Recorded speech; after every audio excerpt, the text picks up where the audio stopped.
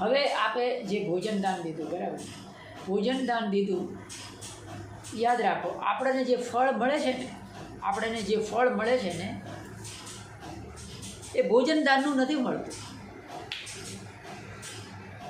સમજો, આપણને ભોજન દાનનું ફળ નથી મળ્યું. તમને જે ફળ મળ્યું છે ને એ તમારા ચિત્તની ચેતનાનું મળે છે. સમજો છો? આપણને ફળ શાનું મળે? આપણા ચિત્તની પ્રસન્નતા કેવી છે ને એનું ફળ મળે. જેમ કે તમે કદાચ તમને એમ થાય કે બંતેજી શું બોલો છો, સમજણ નથી પડતી, તો એ કોઈ ડૉક્ટર હોય, બરાબર, બરાબર, એક ડૉક્ટર છે અને એક લૂંટારો છે, ચોર, બરાબર. એક લૂંટારો છે ને એ શું કરે ખબર છે? જંગલમાં એનું કામ જ લૂંટવાનું, ચોર મારધાડ કરવાની, લૂંટવાનું.